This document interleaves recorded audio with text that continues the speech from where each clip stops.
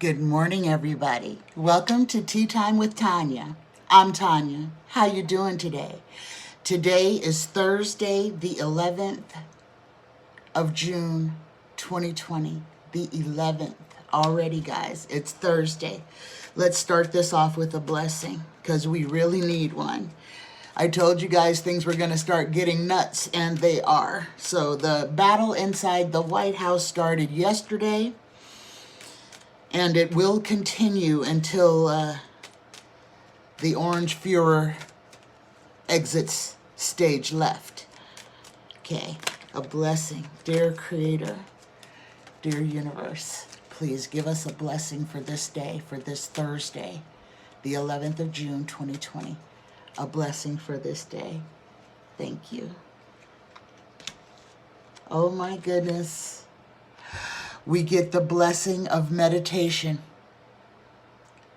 Your window of perception is cleansed, and for a moment, you see life as it truly is, infinite and eternal. Meditation will help you rise above any situation and event and see things clearly. What usually seems chaotic and disorderly can seem the opposite. Know there is divine order in your life. Namaste. Let me read that again, guys. Let me read that again. The blessing of meditation. Your window of perception is cleansed, and for a moment, you see life as it truly is, infinite and eternal. Meditation will help you rise above any situation and event and see things clearly. What usually seems chaotic and disorderly can seem the opposite. Know there is divine order in your life. Namaste. That is a blessing for the ages. Oh my goodness. That is telling us that the work that we have been doing is working, that we are seeing things as they truly are. We are being given the opportunity to see things unveiled. This is important because for the last 500 years, we've been looking at our lives, at our country, literally through cheesecloth. And now our vision is being restored. We are seeing what is happening, what has been happening in this country since its inception. We are now seeing. The only people who are not are those who choose not to see, who have literally put their hands over their eyes and put their hands over their ears. That's intentional. They don't want to see it because they don't want to have to admit to what is going on in this country, in the world. Good morning, everybody. Good morning. I had to take yesterday off, and I'm finding that as we're going through these times, it's weighing very heavy on my spirit, on my health. So if there are days that I don't show up, it's because I have to rest. I have to pull back. It takes so much out of me. It's the sadness. I'm an empath. So when there's pain, I feel it through my body, my back, and my legs, and stress. When there's sadness, when there's heaviness. So I took yesterday, I literally put myself back to bed just so that I could be still, to force myself to be still and to not have to react to everything. It's important to rest. It's important to disengage. It's important to shut off the television, to put down your devices. Sometimes it is necessary. And we have to listen to our bodies when our bodies are telling us that we are in overload.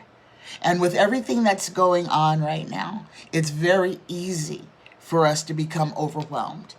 A lot of us are. A lot of us are operating under stress 24 hours a day, 7 days a week. That is not healthy. We have to learn.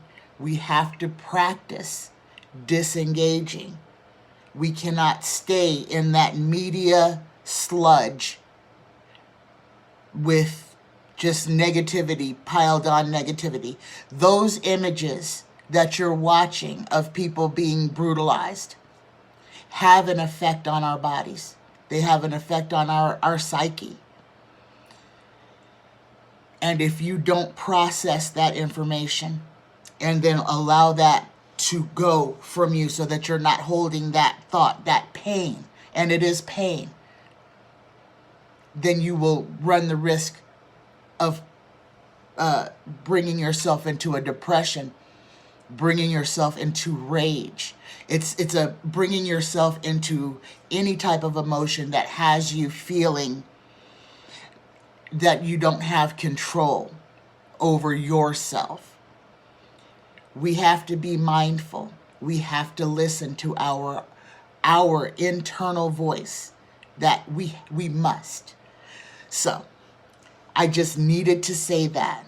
I need to say that I know that a lot of us are feeling overwhelmed, where there's fear, there's anxiety, there's anger, there's rage. Those are all negative influence. Those are all designed to lower your vibration.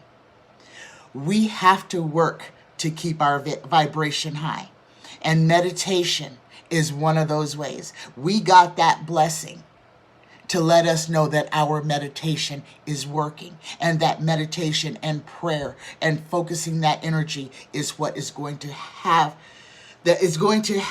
help us raise the vibration of this planet, to raise us out of these dark slavery times that we are in. We're at the end of it. You see it collapsing. It's breaking apart in front of your eyes. It's happening. But we still have to help. Meditation. If you're not out there on the front lines protesting, meditate. Send that energy into the universe. Send that energy to our young people, all of our people who are out there protesting, who are raising their voices and putting themselves in harm's way for the greater good. Good morning. Good morning. Good morning. I love you guys. One question. That question. This is a very important question too. This question is mine. And the question is, what changes will come from where we are now? What changes will come from the pandemic, from the protests, and from the fight for civil liberty? What changes will come? What can we expect to see? What can America, what can the world expect to see change from the pandemic, from the protests, and for the search, the hunt, the fight for civil liberty? Here we go, guys. All right, the first card, we've got Abuse of Power, the Strength card in reverse. This is the signifier. This is what we are up against, abuse of power. Oh my gosh. And this is from the White House to the police house. This is what we're looking at, abuse of power, crossed by the King of Pentacles. So I guess we are going to be reading on Donald. Yes, we are. This is the money. This is money. So we have the signifier card is abuse of power, strength in reverse, crossed by the King of Pentacles. The King of Pentacles reads, valor, intelligence, business, normal intellectual aptitude, mathematical skills, and successes. Okay? So, Donald is a businessman. This is Donald. The goal or destiny, what is above this reading? We get the Five of Pentacles left out in the cold. So the question is, what changes will we see come from the pandemic? So what is above us is the lost, the left out in the cold, the poor, poverty card. This is what is above us. This is what's above us in America as well. The fight against poverty. Systemic racism is ingrained in poverty. Or should I say poverty is ingrained, is one of the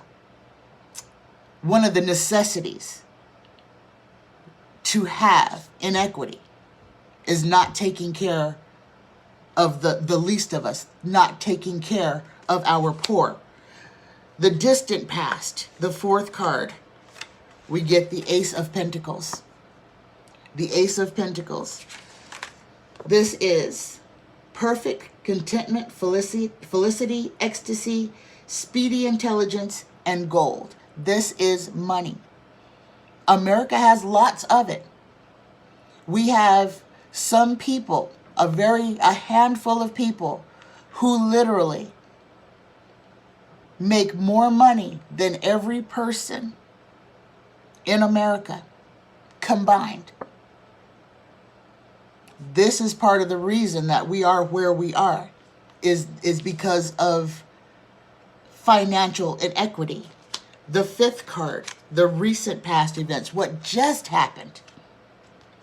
We get the 10 of Cups. This is the GOP Happy Family card. The recent past events that bring us here. Now, if you'll remember, go back just 3 weeks. 3 short weeks. We had armed protesters storming the Capitol buildings of cities, armed, spitting in police faces. What's the difference between then and now? What happened then, it was all white people armed, all Trump supporters, fighting for a haircut, fighting to get their nails done, fighting to be able to go to the beach. And the police kept their hands off their weapons as they are being attacked, and did nothing to those protesters. Now skip to 2 weeks ago, after George Floyd's death, and the protesters' colors changed colors. The protesters changed colors. And all of a sudden we have a war between the police and the citizens. This is the GOP. This is what has brought us here. The sixth card, the future influence. What do we have to look forward to coming with these changes? We hit the star, and this time this is the star of good hope. This is the star of good hope. Things will begin to change. They will begin to change.